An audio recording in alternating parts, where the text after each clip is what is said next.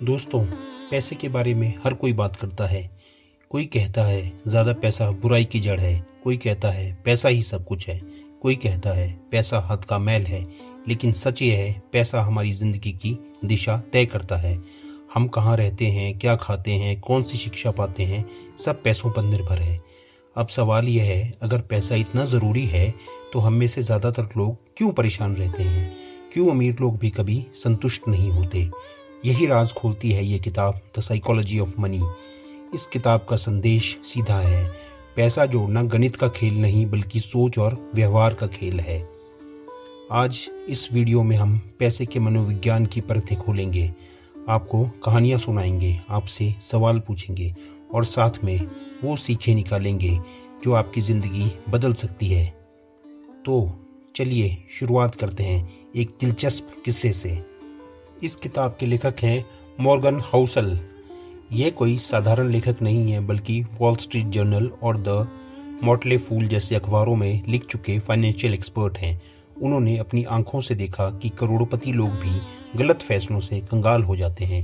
उन्होंने देखा कि सामान्य लोग भी धीरे धीरे करोड़पति बन जाते हैं। इन्हीं अनुभवों को उन्होंने एक किताब में उतारा, the psychology of money.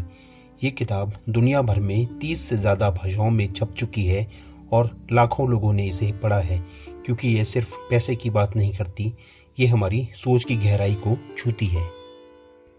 Morgan कहते हैं, financial success is not about what you know, it's about how you behave. चलिए इसे एक कहानी से समझते हैं। एक बार दो दोस्त थे, अजय और विजय।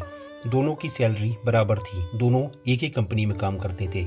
अजय सोचता था जिंदगी एक ही बार मिलती है, खूब खर्च करो। विजय सोचता था आज थोड़ा बचाऊंगा, कल चैन से जी पाऊंगा। 20 साल बाद अजय अब भी EMI और कर्ज में डूबा है। वहीं विजय जो धीरे धीरे बचत करता रहा, अब रिटायरमेंट की आज़ादी जी रहा है। फर्क कहाँ था? सैलरी में नहीं, फर्क था बिहेवियर में। आपके हिसाब से कौन ज़्यादा समझदार था, अजय या विजय? कमेंट में ज़रूर बताइए। किताब का दूसरा सबक है लक और रिस्क, यानी हमारी सफलता में किस्मत और जोखिम दोनों की बड़ी भूमिका है। बिल गेट्स अगर उस दौर में पैदा न होते जब कंप्यूटर की दुनिया तेज़ी से बढ़ रही थी तो शायद वो इतने बड़े दिग्गज न बनते। उसी दौर में हज़ारों लोग थे जिनके पास भी टैलेंट था, लेकिन किस्मत और टाइमिंग उनका साथ न दे सकी। धीरूभाई अंबानी, अगर वो उस समय बिजनेस शुरू ना करते जब भारत इंडस्ट्रीज के लिए दरवाजे खोल रहा था तो शायद रिलायंस इतना बड़ा ना बन पाता। मॉर्गन कहते हैं, सफलता देखकर सिर्फ मेहनत मत देखो, उसमें किस्मत और रिस्क दोनों छुपे होते हैं। हम असफल होते ही खुद को दोषी मान लेते हैं, लेकिन कई बार वक्त और हालात हमारे खिलाफ होते हैं। तो अगली बार असफल हों तो खुद से ज़रूर पूछें, क्या मैंने सब कुछ गलत किया या सिर्फ टाइमिंग गलत थी? एक कहावत है, समुद्र को भी अगर गागर में भरना चाहो तो गागर छोटी पड़ जाएगी, यानी लालच कभी ख़त्म नहीं होता। मॉर्गन कहते हैं, कितनी भी दौलत क्यों ना हो, अगर इंसान संतोष नहीं सीखता तो वह कभी अमीर नहीं बन सकता। इसे कुछ उदाहरणों से समझते हैं। वॉरेन बफेट दुनिया के सबसे अमीर लोगों में से एक हैं, लेकिन आज भी उसी पुराने घर में रहते हैं, क्योंकि उन्हें दिखावे में नहीं बल्कि सादगी और शांति में खुशी मिलती है। वहीं एक आम आदमी EMI पर गाड़ी ले लेता है और सिर्फ इसलिए ताकि पड़ोसी कहें, वाह क्या गाड़ी है। अगर आपको 10 लाख रुपए अचानक मिल जाएं तो आप क्या करेंगे? नई गाड़ी खरीदेंगे या उसे इन्वेस्ट करेंगे? आपके जवाब से आपकी मनी साइकोलॉजी साफ हो जाएगी। अब आते हैं पैसों की सबसे बड़ी शक्तिशाली ताकत पर, कंपाउंड इंटरेस्ट। आइंस्टाइन ने इसे दुनिया का 8वां अजूबा कहा था। चलिए एक खेल खेलते हैं। मान लीजिए आपके पास दो विकल्प हैं। आपको 1 रुपये का सिक्का दिया जाता है जो हर दिन दुगना होगा, या फिर सीधे 10 लाख रुपए कैश दे दिए जाएं। आप क्या चुनेंगे? ज़्यादातर लोग कहेंगे 10 लाख, लेकिन अगर आप 1 रुपये का सिक्का चुनते हैं और उसे हर दिन दुगना करते हैं तो 30 दिन बाद आपके पास होंगे 5 करोड़ रुपए से ज़्यादा। यही है कंपाउंड इंटरेस्ट का जादू। कई लोग PF और PPF को छोटा समझते हैं, लेकिन जब वही सालों तक कंपाउंड होता है तो करोड़ों का खजाना बन जाता है। तो याद रखिए, पैसे कमाने से ज़्यादा ज़रूरी है पैसे को समय देना। मॉर्गन कहते हैं, being rich is having money, being wealthy is having freedom. एक इंजीनियर 2 लाख महीना कमाता है, BMW चलाता है, लेकिन रोज़ 12 घंटे नौकरी करता है। वो रिच है लेकिन वेल्दी नहीं। वहीं एक शिक्षक है जिसकी आमदनी साधारण है लेकिन उसके पास आज़ादी है अपने बच्चों के साथ वक्त बिताने की, अपनी मर्जी से छुट्टी लेने की। वो वेल्दी है।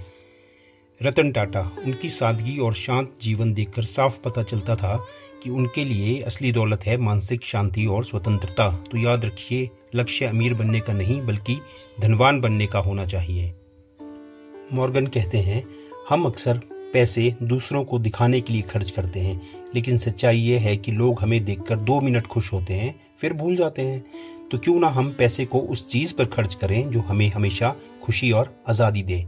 EMI पर महंगी कार खरीदना बनाम उसी पैसे को इन्वेस्ट करना और 10 साल बाद फाइनेंशियल फ्रीडम पाना। आप क्या चुनेंगे, दूसरों की तालियां या अपनी शांति?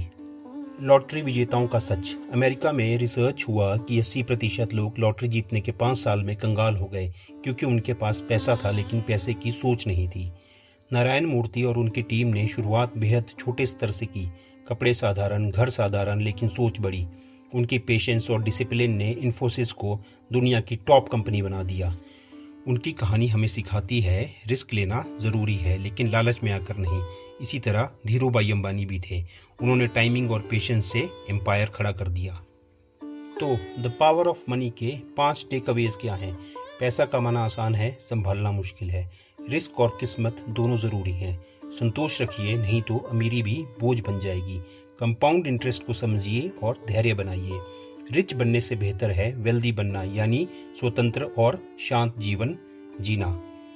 अब आपकी बारी है। सोचिए, आपके पास 5 करोड़ रुपए हों और आप 2 रास्तों में से चुन सकते हो। पहला, हर महीने नई कार, नए ब्रांडेड कपड़े, पार्टी और दिखावा। दूसरा, साधारण जीवन लेकिन पूरी फाइनेंशियल फ्रीडम। आप कौन सा रास्ता चुनेंगे? कमेंट करके ज़रूर बताइए। तो दोस्तों, यही है द साइकोलॉजी ऑफ मनी की सबसे बड़ी सीख। पैसा जोड़ना उतना मुश्किल नहीं है जितना हम समझते हैं, लेकिन पैसों के साथ सही सोच और सही व्यवहार रखना सबसे मुश्किल है। अगर ये वीडियो आपको अच्छा लगा हो तो इसे अपने दोस्तों के साथ शेयर करें, चैनल को सब्सक्राइब करें, क्योंकि आगे हम और भी बेस्ट सेलर किताबों की कहानियाँ और राज आपके लिए लाते रहेंगे। याद रखिए, अमीर वो नहीं जिसके पास बहुत पैसा है, असली अमीर वो है जिसके पास आज़ादी और शांति है। धन्यवाद।